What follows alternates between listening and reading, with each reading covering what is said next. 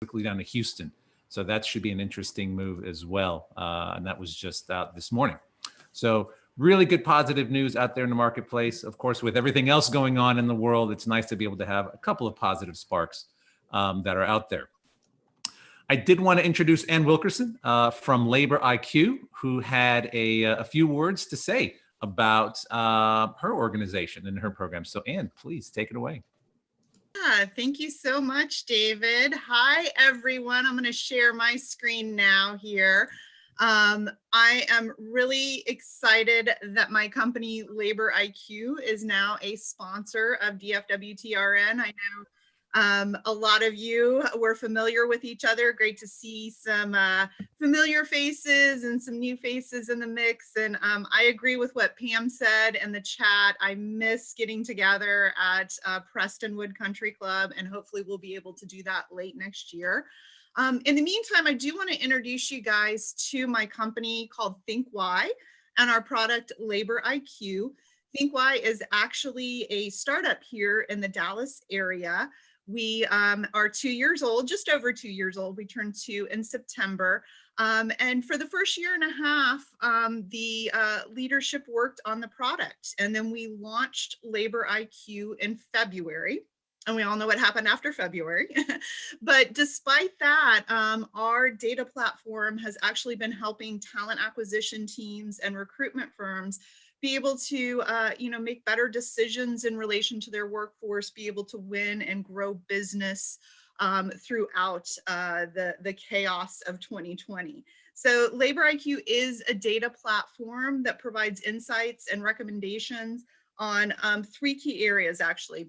We have salary and talent supply data for over 20,000 job titles, basically any job you can think of across all US locations, from major markets like DFW to small towns like Smithfield, Wisconsin. I just looked that up for somebody the other day and was surprised we had it. So we have salary answers for all jobs, all locations, talent supply data, as well as market performance data for the top 150 US metros.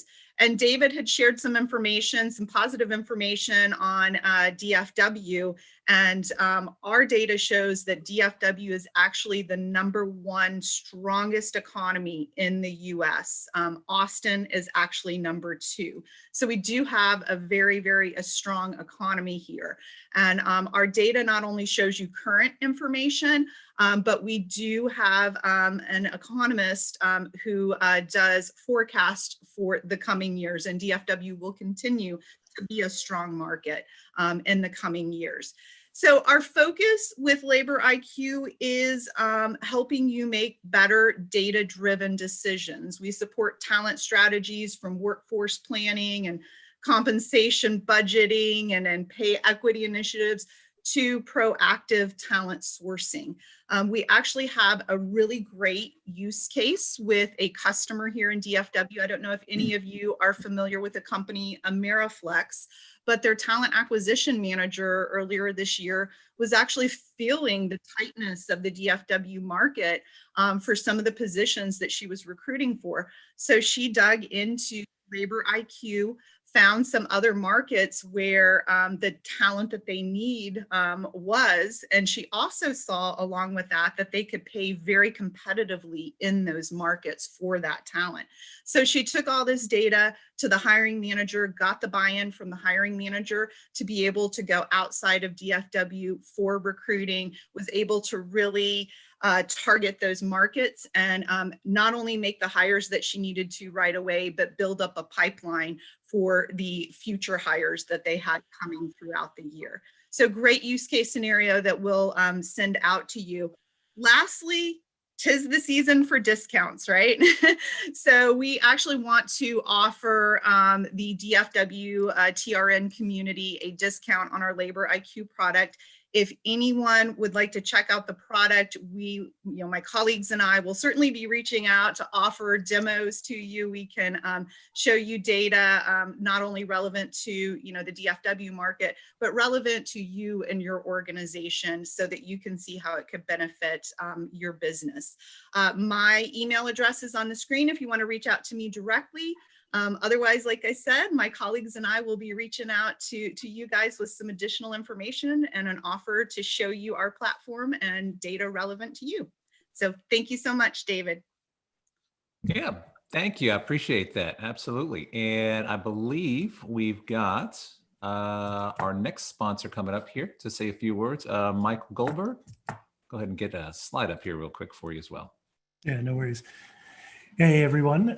Good morning. Hope you all had a great Thanksgiving break, as they say. As a part of DFWTRN, I'm a board member. One of the things that we always encourage people to do, especially since we are virtual and we can't exchange business cards, is to put your LinkedIn URL in the chat box and share so that we can connect and again create that online community of togetherness. So so Hiring Transformed. I'm Michael Goldberg. I'm the CEO and founder of it, of the organization. I've been sponsoring the meetings now for the last I don't know, almost a year. It's hard to believe we're coming up on the end of the year. And basically, I figured at the end of the year it's always good to say something. So. Some of the what does Hiring Transform do? Well, really, it's around recruitment improvement in medium-sized organizations, but also I've started to build some clientele in terms of helping companies improve their candidate experience, internal mobility enhancement. I've got a few clients that I'm working with to where we're doing training with. I did some career coaching at the start of the pandemic and still do it now. But we have a couple of companies have come to me and asked me to kind of take that job search mentality training and put it into organizations from an internal mobility standpoint. In other words, it's a 4 or 5 week session. We go through different iterations about talking about networking, resume development internally, not externally, but internally. And we've already seen we did a pilot program back in September and saw roughly about of the 12 people that or 22 people that recently started, that 10 people have already received promotions within that company due to the training. So that's been good. But we also do recruitment and sourcing focused training, as well as executive recruiting, director level to C-suite, generally in the areas of finance, nonprofit, supply chain, distribution, manufacturing, and really kind of will focus on any and all type positions for the organization. So as you're looking at 2021 and any of these things appeal to you, you want to talk to me about it, go ahead and connect with me. Obviously, there's my phone number and email. Feel free to reach out, and I hope you all have a great holiday season. And David, thanks for letting me take a few minutes. Yeah, absolutely. And you guys probably saw me kind of copy pasting my LinkedIn profile to include on the Zoom group chat as well. I just realized it was also included on the screen share. So yeah, as Michael mentioned, go ahead and pop your LinkedIn profile there, and that way you can increase your network as well. Our last sponsor I want to highlight is Divergence Academy. They're based here in Addison, Texas. Divergence is really a boot camp, so to speak, for a lot of folks that are entry-level roles into the cloud, AI, or network engineering space. They have a big focus with veterans. So if you're looking to increase your diversity hires or have D&I initiatives in general, and would certainly love to get vets to come through from your IT space, they have lots of different ways to be able to provide effective talent solutions for you. They can help fill those critical roles faster.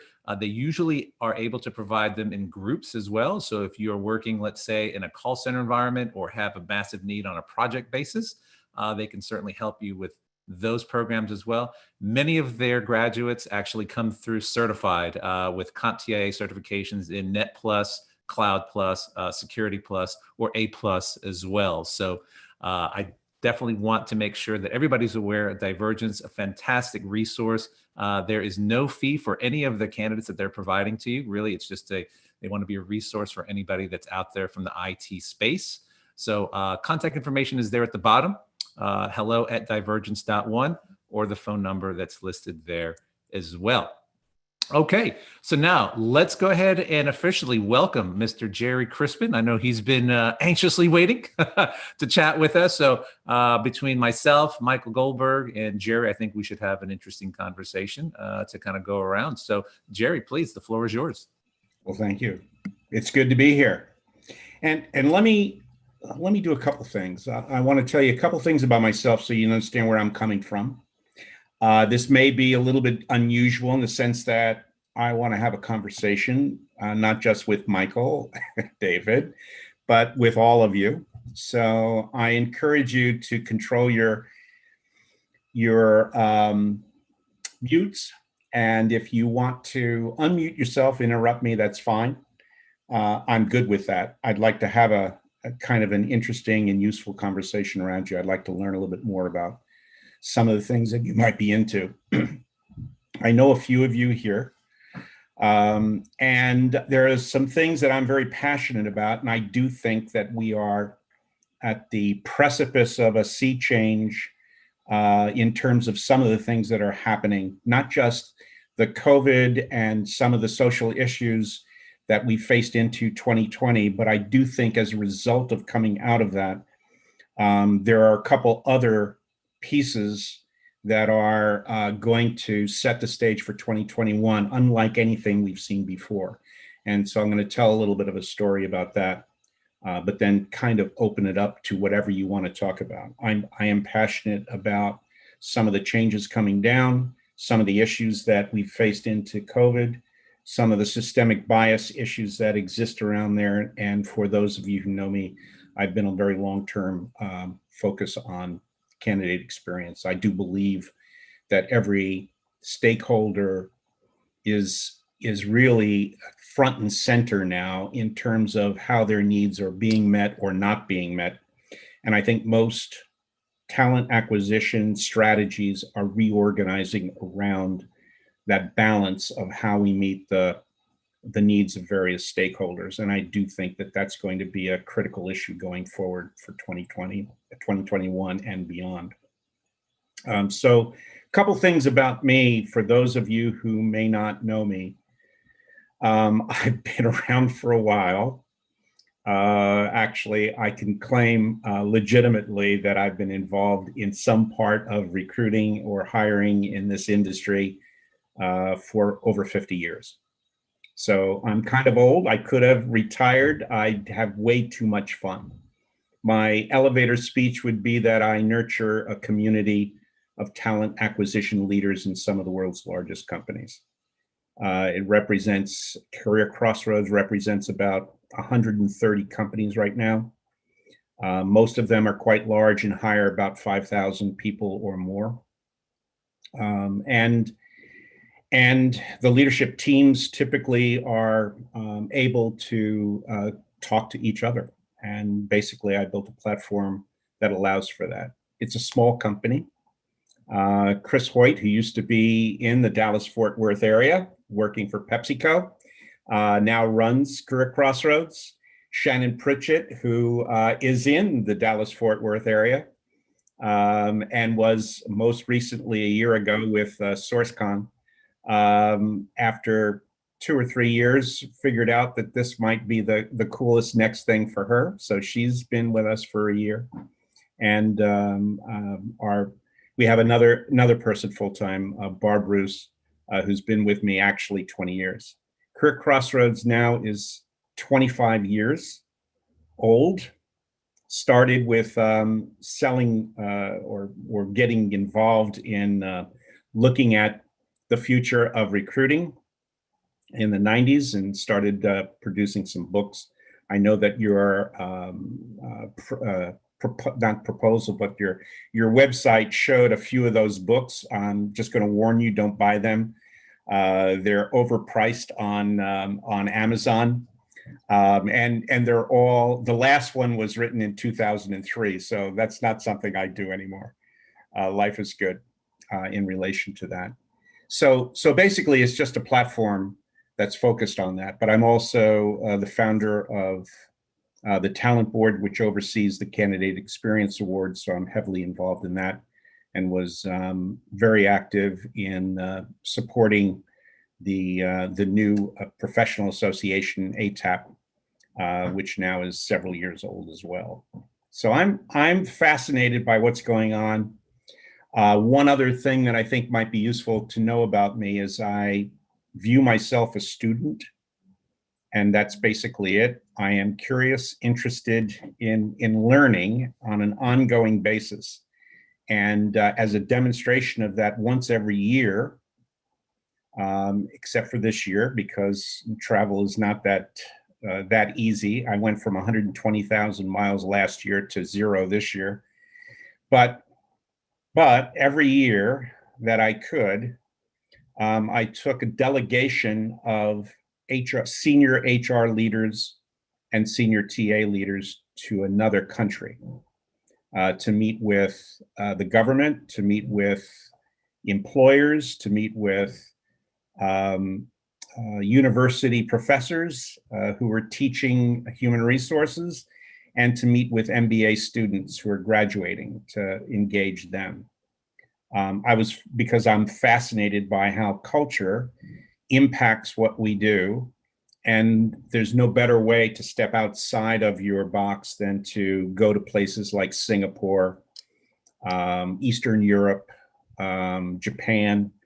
And one year we went to Cuba as well, which was, it's a whole different story. So I can share some of those things as we go. So I am very interested in what's keeping you up at night. And I'd like you to think about that for a minute. I do believe, and you did propose that I talk a little bit about transformation. I do think that there is one aspect of what's happened in the last year that literally will be a game changer for starting actually now. And I'm seeing it among my members.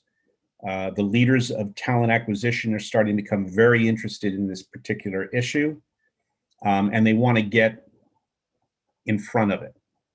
And so let me just tell you a story, because I think it's brief, but it also is, I think, very important to think about it, because it comes from outside of our industry space.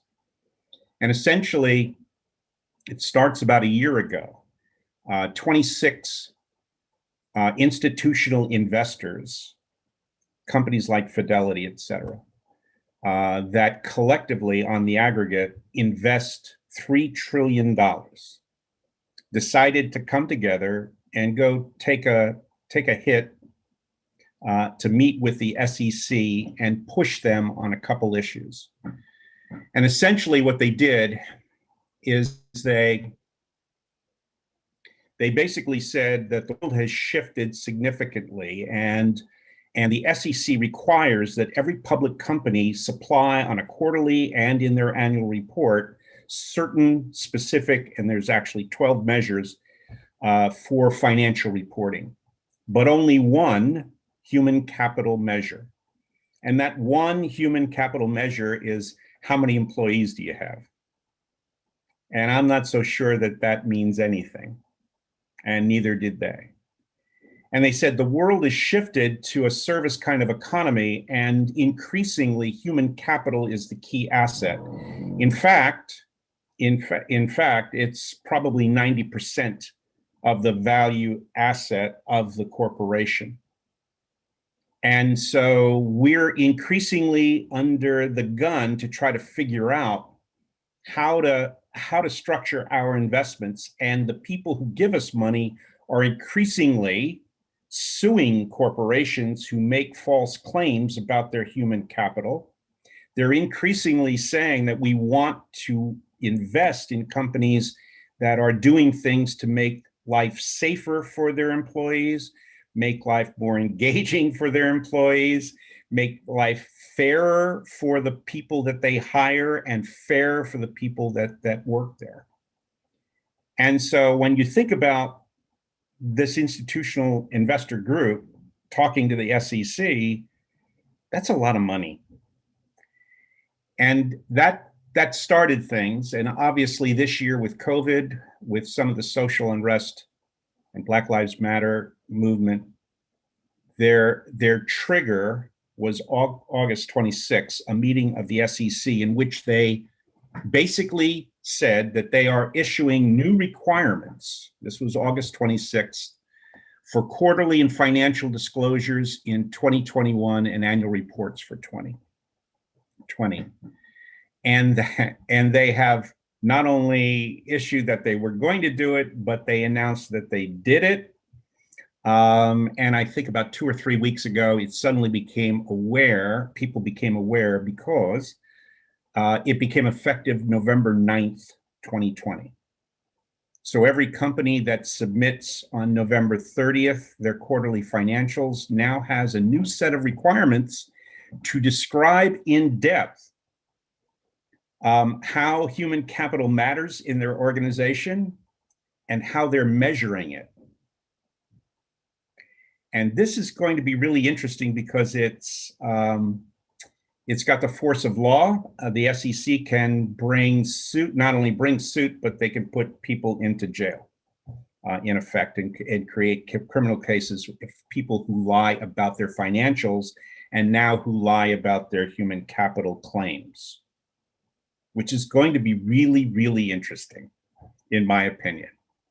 Now, one of the things I don't want to make the story longer than it should be. It could be a lot more involved. I've been spending the last month, probably gone to about 20 different webinars, some being held in different parts of the world, because there's different parts of the world that know more about what's going on in the US relative to corporations than we may as well. But I think it's important to note that there's another organization called the International Standards Organization that 2 years ago published a document called Guidelines for the Internal and External Reporting of Human Capital. And they identified 58 human capital metrics that the group of 165 companies, not companies, 165 countries have agreed have the potential for impacting the future performance of the corporation, and suggests that corporations begin not only collecting and using that data, but comparing that to future performance. And there's work being done already in that area that is basically supporting that as accurate. And in talent acquisition, there are at least 13 metrics that are embedded in this document. And I'll give you how to get that document, by the way. There are other measures for safety. There's other measures for sustainability. There's other measures for DE&I. And here's the point. The point is this. The CEOs of every public corporation are going to be talking to their CFO about the next filing that they do, or their annual report. And the CFO is going to say, hey, here's how it's changed. Here's how the requirements have changed. And we don't know anything about this. We don't have any data on this. This is all under HR. And the CEO is going to go, well, bring in the CHRO. And the CHRO is going to go, really? I'm not sure we have really good data on this. Or I'm not even sure if we're collecting data on some of these. So you can imagine how shit goes downhill really quickly. And the next folks involved are going to be talent acquisition and talent management, you can bet. And my suggestion is, if you are in TA or TM, you need to get ahead of this, because it's going to come at you. And even if you're not a public corporation, I got to tell you, the talk about this is going to impact you as well, because the CEO's stock price, on which his or her performance and bonus is going to be based is going to be very front and center for that individual. So I am convinced that this is an opportunity for all of us to begin talking about the investments we think need to be made in our function that will improve the quality of workers, the quality of the environment that they work in, and the eventual performance of the organization, because reporting on that is going to be front and center now for the leadership of your corporation. So what I'm going to do is drop an article in, but I will tell you that the way to get this document is to go to, so I'm going to drop a link to one of the better articles that I find describing this event, if you will.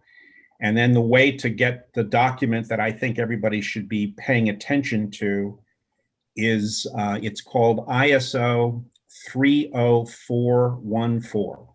So you should write that down, ISO 30414. It costs $138. So figure out how to get it paid. I have no idea. I don't earn anything, and I'm not getting any commissions on this. So I have read it 2 or 3 times. There is a single page that describes and defines those 57 measures. And I will also send to Michael one of a PowerPoint of a single slide in which all 57 are on. And then Michael, if you would figure out a way to make sure everybody gets a hold of it, I think that kind of gives you a snapshot of what's possible to start thinking about. Okay, there's no guarantee that those are the right measures, but there is a starting point for a conversation that you should be having with yourself first, and then you will be having it clearly with the people that you work for and those who work for you. Here's a question, Jerry. So Sure. and you kind of alluded to it, but how many of these publicly traded companies are going to be ready to report Q1 in early April? I mean, what's the... Well, you can bet that, like everything, whether it's definition of an applicant online or whatever, the first few quarters there'll be a lot of pushback. People will say, "Well, there's not enough specificity. You got to tell me what exactly I have to report and give me the algorithm for calculating it." And the SEC is not going to do it because that's not their area of expertise. Here's what they have said, and I got to tell you, I've seen this written now in the National Law Review and a whole bunch of other things.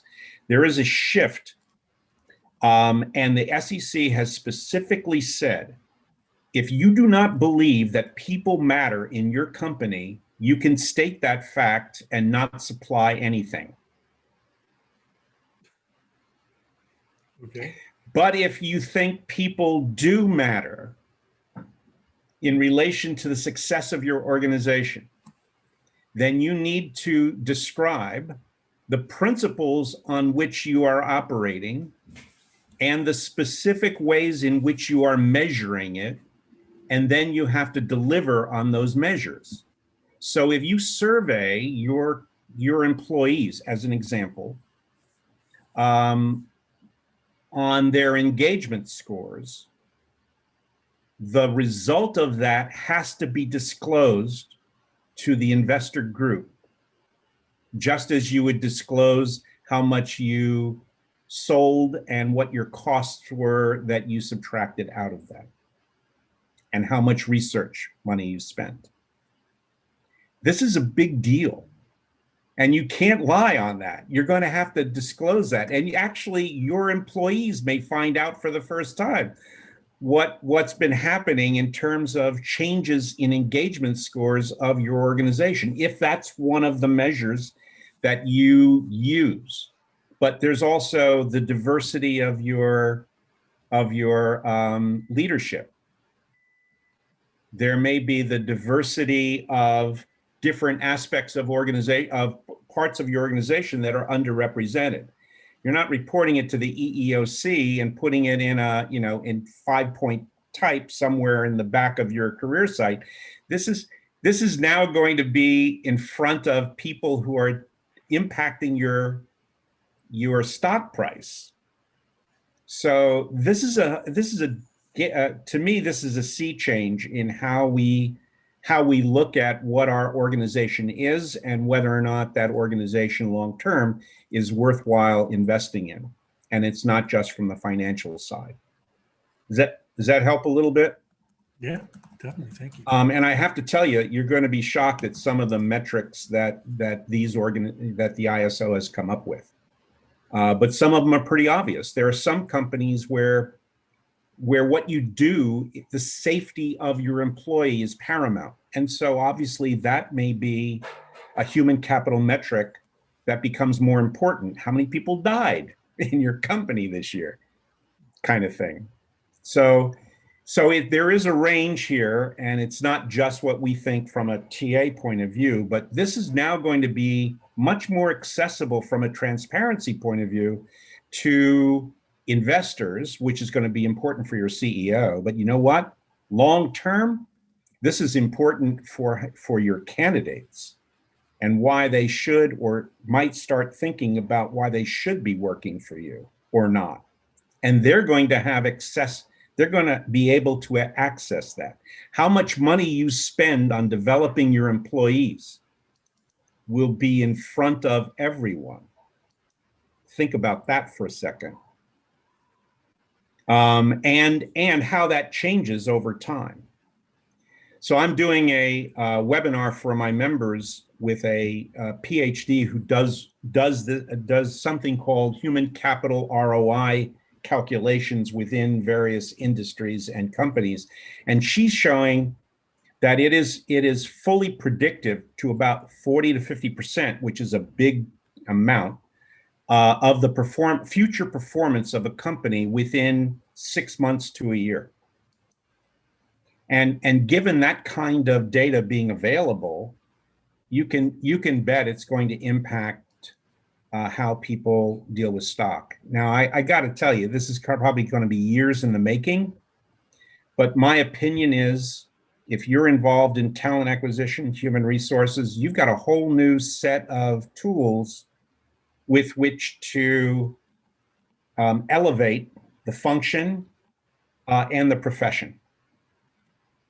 And I'm, as you can see, I'm a little bit over the moon on it because I do think this will be probably the single most disruptive thing that I've seen in 20 or 30 years. Yeah, because now companies are being held accountable, and now it's actually forcing the HR leader or talent leader to actually sit at the C-suite table and not just sit there and be quiet, but to actually. Yeah, if you operationalize it, when we talk about the annual report, they're not asking them what font should we be putting it in. Right.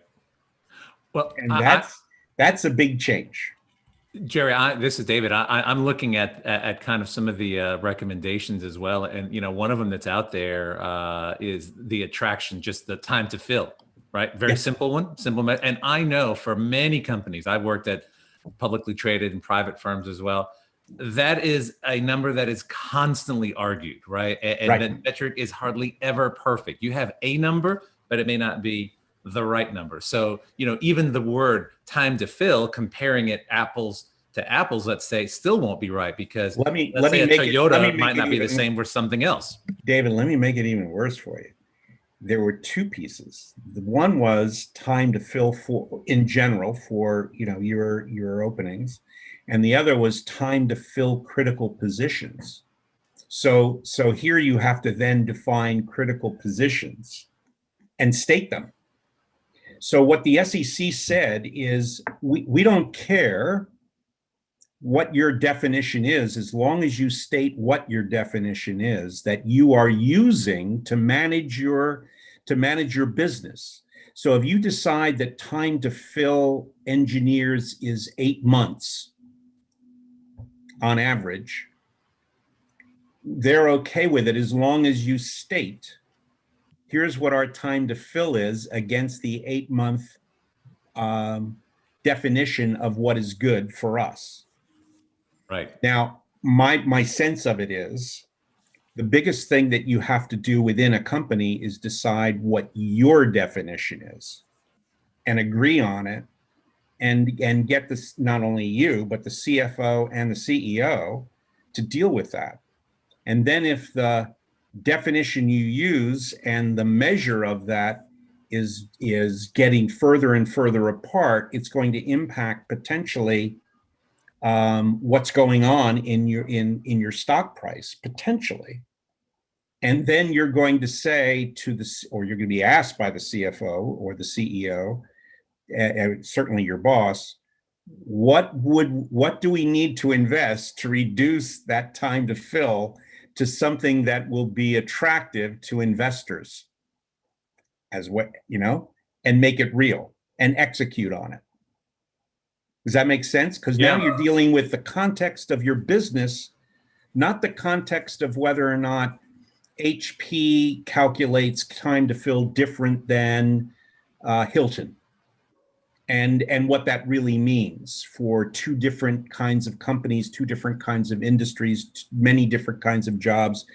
Those variables become meaningless because there's no context. But now you have a context that relates to what is good for this industry, what is good for us, and whether or not we're articulating that in a way that investors are able to see that we're doing a good job in hiring people, in managing people to move our company forward. And that's kind of where we always wanted to be. Does that make sense? Absolutely. And I guess also it kind of helps develop some sort of industry benchmark and standards. I mean, I know we have third parties that help do that, but you never see sort of those public numbers, right? It's whatever they want to self-report. Now We're going to see them, to your point, in formal SEC filings. So you can go to all the hotel industries and say, I want to see Hilton versus Marriott. And now this is going to have a different context for all of you consultants out there. So I see Schneider and a couple others out there. All of you who are engaged in consulting are going to have a new context within which you need to start thinking. It's not just candidate experience, but how much of what we do to increase our attractiveness to candidates in a way that not only brings them on, but sets expectations properly for them. And even if they don't get the job, creates the opportunity for a relationship of bringing them back when we do have a job that they might be able to apply and compete for. So you're going to look at a different context for how candidate experience might look in relation to something that's worthwhile to measure and worthwhile to report on in relation to that. When I look at New York Presbyterian's numbers, so New York Presbyterian, for those who may not know, has literally been at the top of almost every survey that Talent Board has done to determine which companies are perceived by their candidates as treating them well. And New York Presbyterian's Net Promoter Score has exceeded or been close to 60 for years. And this is with 80% of the people who are surveyed not getting the job. So the implications of this, I think, are astounding. That they are in a position to be able to hire with almost no friction. There are people who didn't get a job who are out there recruiting for New York Presbyterian Hospital. You should go work for them. I'm fascinated by that kind of possibility. And if I were them, I would include that as a metric for my annual report and for my donors and for my, all of those kinds of things. So I just think I don't want to belabor this because I think there's plenty of things that we want to talk to, but you did ask me to talk about transformation. And I think transformation requires a context that where the incentives for all the people who have stakeholders are clearly understood. And one of the stakeholders is clearly your leadership of whatever company you belong to. And if they can see what you do as affecting their business and the perceived success of their company to a public that invests in it, you are in a game-changing mode. And so I think this is very exciting. And I would encourage anyone to figure out, one, how to look up that ISO piece, because I think it's a foundational piece. It may not be the be-all and end-all when we're done, but more work went into that than in any other piece that I can think of out there. No other research comes close. This is the result of probably about 40 committees from 40 different countries over about a 2 to 3 year period, tapping the minds of academics, practitioners, consultants, et cetera, and coming up with an agreement and a set of definitions of what they consider to be the most likely precursors for performance that come from out of human capital. So it's a good piece of work, and we should use it as a foundation to decide which parts of it fit our organizations. Makes sense. Jerry, I'm curious. Someone wrote in the comments here that it seems as though there's going to be a lot of functionality and better support for this through HRIS and ATS systems. Have you heard of some of the bigger names from the HCM side that are already starting to do stuff with this? This shit hasn't happened. I mean, this shit started 2 weeks ago. Nobody paid any attention to this until about 2 or 3 weeks ago, which is when we wrote the first article. I talked to Chris and I said, holy cow, this thing is going to just explode. Because suddenly it became real that November 9th has passed, and people who have to put information into legal filings, if you will, are suddenly becoming aware of it and going, what do I do? So here's where I think you're going, though, David, because I think I think this is important. We as a industry ought to be collaborating with the vendors, the technology consultants and practitioners to take a look at some of the possibilities that are out there and make some kinds of comments about what might make life a little bit easier. So for example, especially when you're dealing with the technology, which you talked about, there's plenty of technology that might exist right now that helps to produce that metric, but maybe nobody's been filling in that field. Maybe that button hasn't been turned on because when it was acquired, if you will, or leased or whatever, they went through all the features and they said, well, don't turn that one on because that could be confusing. We'll get to that later. And then they never did, right?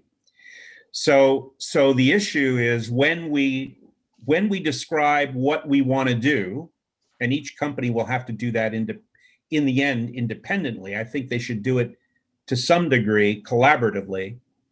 But there will be different metrics within an organization that each company will want to focus in on and weight from a human capital point of view. And then you go to your vendors and suppliers and say, how do you make this easier for me? I want to push a button and see that report in real time. I want to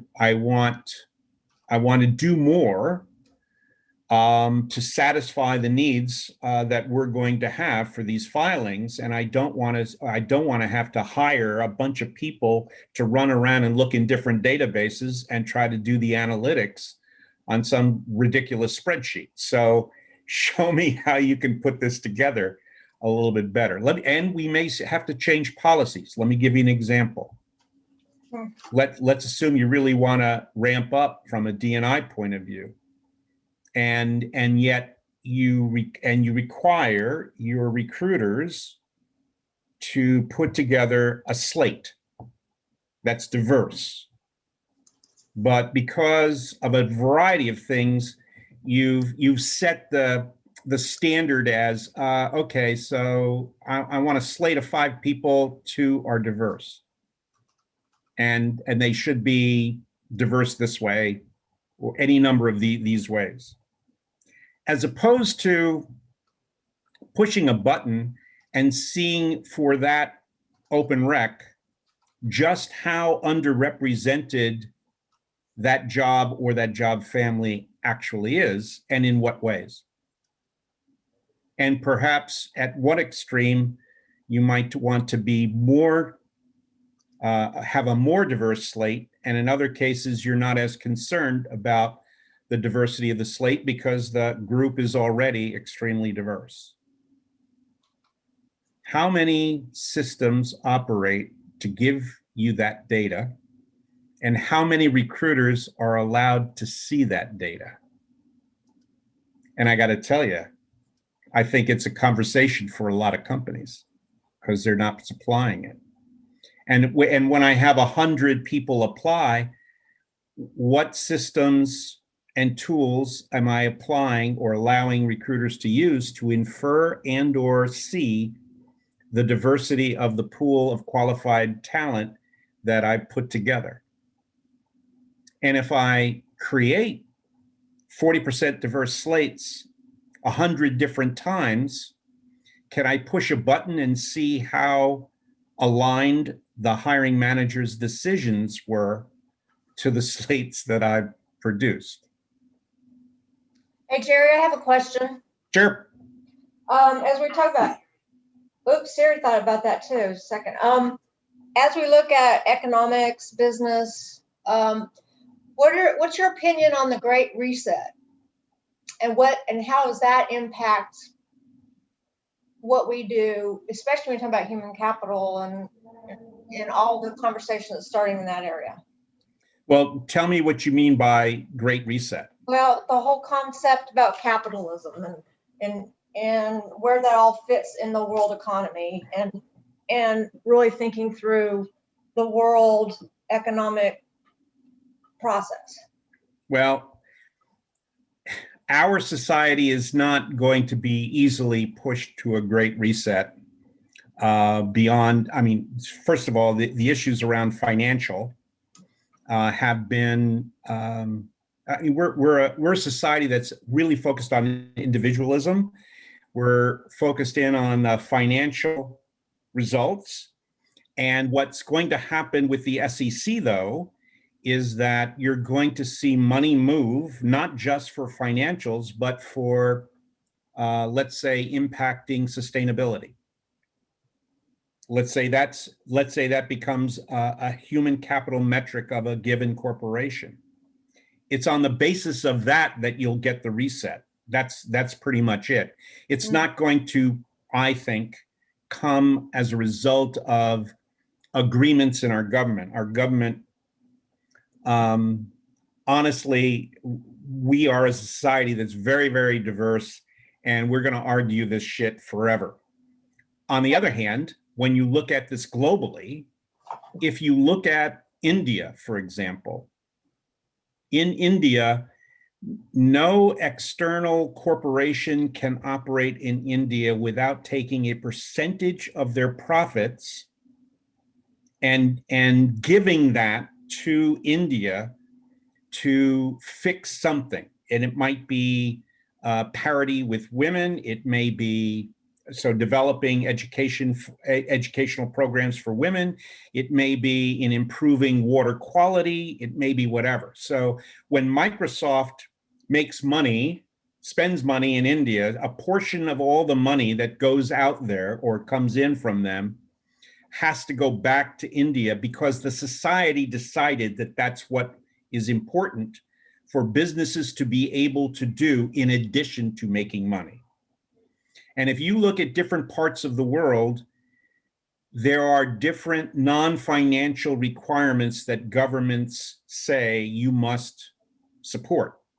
In our country, we have been most effective in identifying safety issues. So, so that people are safe and don't die on the job. We've been pretty successful in doing that. But I don't see any, to answer your question, I don't see any huge reset, but I do see that we should take advantage of changes in what the SEC is doing, to talk about which are the most important human capital metrics, and that will help us reset our company. And some companies will reset along some lines and some more so on others. Does that make sense? And Yeah. I think what will happen in other countries is they'll take a look at those human capital metrics, and it may come out of the hands of the individual employers. And so there may be more specific metrics that are dictated.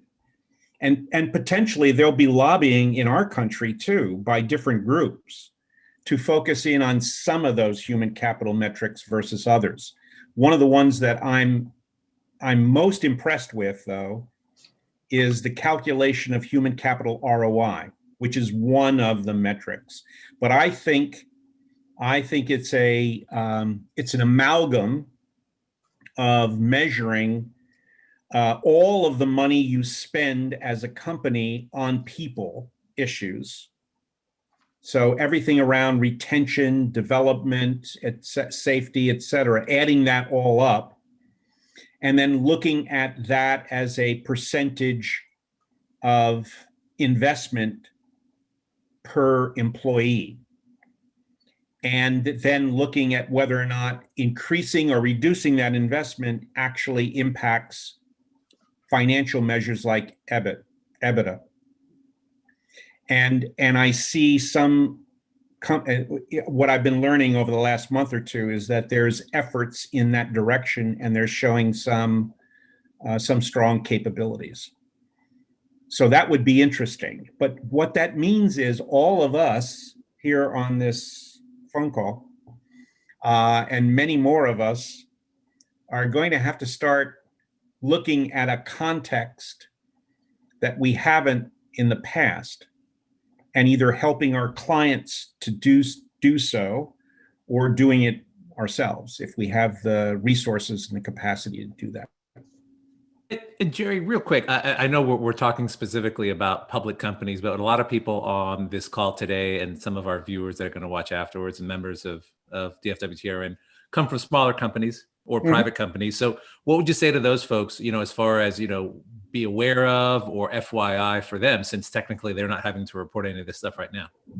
Yeah, I mean, I think there's going to be a whole host of companies whose bosses and bosses say, well, yeah, that's fine for the public companies, but we're still going to do our thing. And you're going to have to judge whether that thing is something that you really like as it relates to your career, or your job in relation to your career, and your career in relation to your life.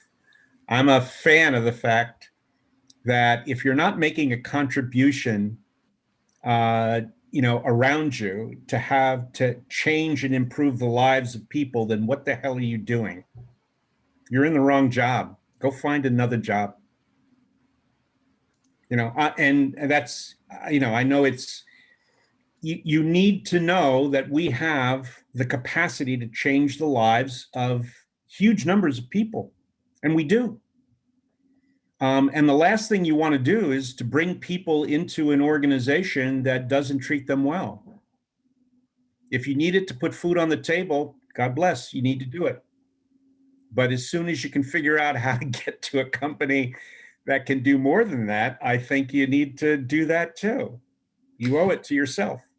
Yeah, and I'm also thinking of one of the notes that Michael put up on the chat was also around companies that maybe are doing business with federal government. You know, the easy one is if you're a public company doing business with the federal government. What if you're a private company that also does business with the federal government? You know, how much reporting is there? Here's the other thing, though, David. With respect to this, we've all become much more enamored, if you will, of employer branding. And understanding, you know, what our brand is as a company, as an employer, not just as a product, and aligning those two. And so you can now make hopefully a better case that what you're doing is also impacting the business if you focus in on the right measures, and if you're more truthful around that. So I do think that even if you're a small and a modest company and you're not going to have to report to the same level, what you see happening in those companies and how they are adjusting their employment brand, because they certainly will, to focus in on the things that they're going to be reporting on, it will inform more companies that may be not public, private, but in the same industry, to start looking at some of those measures, because you're going to, if nothing else, need them from a competitive point of view. Hey, Jerry, if I may, I would say, because I'm in a ESOP employee-owned company, but I see this impact being other CEOs talking to other CEOs, and it becomes a topic in general around business. But then also, for example, we have HR dashboards that are already capturing some of these things. I just think there's going to be in time, because we're not publicly held, I would think it's just going to become a conversation. And as we continue to build our dashboards, that we're looking at some of these items that other companies are required to be doing. Yeah, I mean, no one knows what the future holds in relation to this. I just believe that I want to help create the future that I want to be in, and this activity, if you will, that's being set up by the SEC has the potential of going in obviously many different directions, and just being a workaround, something that we minimize in a variety of different ways, or it could be something that we truly demonstrate is critical to the future success of the businesses that we want to be part of. And I would much rather lend my energy, effort, and enthusiasm to those things that I think help to create a world that I want to be part of. And if I'm disappointed that it doesn't get there fast enough, well, it's still my effort to get there. I don't know if that makes sense, but that's kind of how I see the world. I'm definitely a half full glass kind of guy.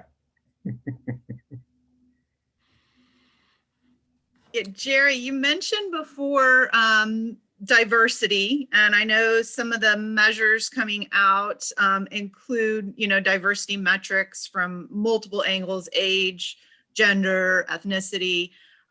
Diversity seems to be on everybody's lips these days, and hopefully it's not just a passing fad this time. I think that the social and political environment and us just being better as humans are really pushing that strong focus. What are you seeing that companies are really doing differently around, DEI these days? I think there's a lot more who are recognizing that they need to take it more seriously and not just talk or supply money somewhere. I do think that old white guys are learning that they need to become a better ally. And they need to be listening better and demonstrating that they can listen. And I'm learning how to do that. And I find many different ways to try and accomplish that. What I've learned in the last this year, let's just say, is that there's a significant difference between the kind of bias that is individual and that requires kind of a reset of how you think and your attitude, etc. And we all deserve to spend time looking in the mirror and doing pieces of that. And I think there's a lot of good training, good webinars, good discussions that are going around that surround that issue. However, there's also the kind of systemic bias that's built into our society and thinking that hasn't changed in 50 years, or changed so slowly it's hard to even measure that. And still is a key piece of the hiring process. And so I have a little bit of an aspiration here in terms of how we might impact some of that. And so my fantasy is that the folks who are more community oriented, who are vendors and suppliers and consultants and practitioners, if we took some of these systemic bias issues. So let me give you two examples. One is pay disparity. And pay disparity by gender, by race, by age, by disability, by whatever, for the same work is wrong. Most of us agree. Mm-hmm. However, of the Fortune 500, only 28% have even bothered to do a calculation. So the 75%, the 70% plus that haven't for the most part because they're afraid that if they do the calculation, they'll be held accountable and potentially sued. Mm-hmm. As opposed to the kind of attitude that says, let's find out how bad it is and go fix it, right? Because what we want is a fair place. Well, we need to shift that thinking, and that's not going to be done on an individual basis. That's going to be done by the efforts of all of us to kind of promote an answer. So, for example, and I'm going to make it very simplistic. What if instead 100 of the largest companies in the country and the top consultants and others, including maybe a few investors, got together and said, if you don't do this calculation, then someone's eventually going to make you.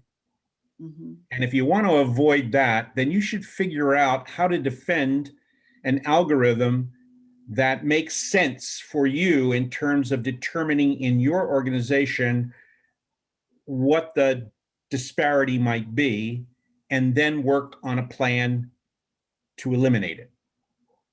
If you're not doing that, you are not moving your organization towards one that is supporting human capital as important in your organization. Shame on you, and here's your name. And we're going to out you. And then I want all that 100 people who did this to take out an ad in the Wall Street Journal addressed to CEOs and put their name and their title and their company on it. Now, obviously, this is a fantasy, right?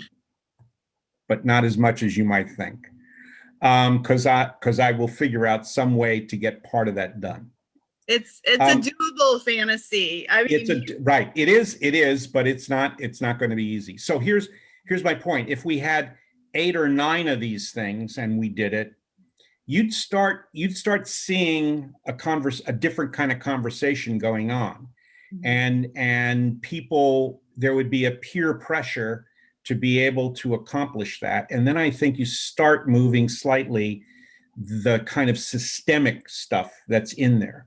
The second one is a very simple one. When I ask for a poll of let's say 100 companies, and I say, okay, how many of you have recruiters who have a responsibility to create a diverse slate? And I would tell you most of them are going to say, yeah, Yeah, we encourage, support, and hold accountable recruiters at the trench level to create a diverse slate. And here's how we go about it, and et cetera, et cetera. And I go, okay, how many of those recruiters have access to the information about the pool that they've just put together in terms of how diverse it is and in what ways? And I will tell you, 50% say, oh no, we don't allow that. We don't allow that at all. And I'm going, that's just dumb.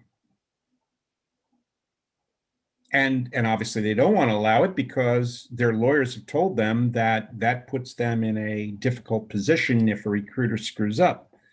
And I'm going, well, then don't, hire and fire people based on their performance, but hold people accountable for doing stuff and then empower them with the data that allows them to actually do it without being frustrated, because they're going to figure it out anyway.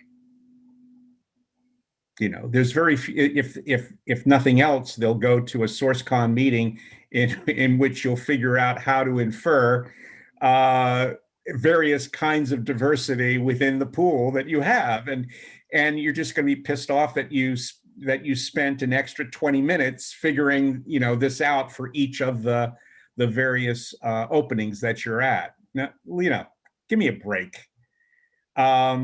We need to be transparent with the data that we have all the way down to our lowest levels in our organization, and we need to be transparent even to our candidates. So Illumina, a neat company out in California, does some really interesting work. When they bring in somebody for an interview, they send them a package, and in the package is a calculation and the algorithm for the calculation of pay disparity by race, by age, and by gender, and what they're doing about it. Now, that's a transparency to the candidate group that I go, cool, that's the kind of company I want to go work for. I think it enhances their employment brand. But it took somebody at a fairly high level to agree to open up that kind of conversation. And then obviously there are companies like Salesforce, Corning, and others who do the calculations on a quarterly basis and immediately make adjustments for the disparity. And so they have zero disparity and can defend it. Well, and that's where I think talent acquisition and HR can impact things like that by taking data, right? We know executives like data, and I'm going to do a shameless plug for Labor IQ again, but capabilities where you can upload information and see, you could see in a chart. I get it, but here's my point. Disparities and then how that compares to the market, and that, so with that you could actually take that data. Here's the point, Ann. The point is that we don't have to invent a lot of new technologies to do what we need to do. We have to have the will to do the right thing. And that's not the technology. That is us stepping up and making the case, the business case to our leadership, that fundamentally, if we change our practices in this way, we will be a better company, not only for our employees, but for the performance of our company, for our stockholders, and everybody else who makes a profit off of it. Yeah. I've heard Torrin Ellis, who, if you guys know, he's a great diversity thought leader. And he basically said, recruiters, stop hiring women for less pay. Recruiters, stop allowing those ridiculous decisions as to why, a minority person cannot be put forward. But again, there has to be an incentive. And that's why I think this SEC thing provides us with a different tool that we did not have before. Yes. And so it depends on whether we make use of that from that point of view. Yep. Appreciate I know that, we're Jerry. coming to an end. Is there, David, Yeah, I was Is there just going to anything say. else? Yeah, I was just going to say, I want to open this up. I can let some folks in for if they want to go ahead and unmute themselves. And if you've got any questions, please, we've got an open forum here for the next few minutes before we move on. Cool. I'll jump in. Hey, Jerry, how are you? Jim, good to see you. Good to see you, man. Hey, one of the metrics I downloaded while you were talking, I downloaded the thing. So I've been reading it. I figured. You figured as much, right? Well, you know me, I couldn't find it for free out there. So the thing is, one of the metrics is quality. And it says that quality is hire is defined as the measurement of performance of the employee after the hire compared with pre-hire expectations during a defined period. So one of the things is, have you heard anything about that? Are they saying, how are you going to, if you haven't had this metric before, how are you going to measure, are they just saying during the first 90 days? What do you think? Have you heard anything about this one? Well, I know what I think, but okay. But I can tell you that this was probably the best agreement that 40 countries could make, right? As opposed to agreeing that it's 90 days. Because when you start getting too far in your definition, there are too many exceptions that don't fit. Right. And so in this case, what they're really saying is that quality is a focus a downstream. So there may be an opportunity for identifying quality of candidate versus quality of performer, if you will, downstream. So I think that is, you picked the right one, because I'm not as happy with that particular one. It does not fit TA very well. It may fit an aspect of TM. So if you want to talk about the fact that we're able to take the candidates who are selected and 90% of them in 90 days meet all performance standards, for example. And that's how we operate. We hold our recruiters accountable to give us a slate from which we select, and with our investment in training and development and support, mentorship, whatever else they've got going, 90% after 90 days are viewed as fully capable of doing the job. And that's what we're using to manage our company. And again, now you're talking about the context of the business, something that can be measured over time. And that if that goes from 90% to 80%, does that affect the future success of the organization 2 quarters, 3 quarters down road? And so again, to me, you have a general description or a general definition. You adjust or pivot that definition for the context of your organization, and then you measure that over time in relation to the success of the organization to see if it's somewhat predictive. And now you can adjust and say, you know what would it take to invest in ensuring that 95% of the people who join us are fully operational within X amount of time? And what would that do to the improvement of our bottom line? It's going to be fascinating. I think we've got a whole new way of engaging. And yes, it's going to be iterative. Because you can't say, oh, we're going to use what a competitor over there is doing. You might start with that and be interested in benchmarking with them, but you still are going to have to see how it operates in your organization and whether or not you've got a better training, a better development, that you're upskilling in a different way, that you're reskilling, a group of people to save them because they're fully engaged, and you don't want to lose them on one side, and you're using that to defend your stock price. I kind of love that shit. Yeah, it's going to be crazy. Yeah, I was going to say. Yeah. Oh, sorry, Jim. Go ahead. No. That's the one thing I'm going through all these. And I'm like, I think we can get to all this stuff. It's just the quality of hire one that was just a little, it's going to involve doing a little bit of pre-work and surveys, honestly. So I think it's the quality of the employee, not the Yeah. quality of the hire.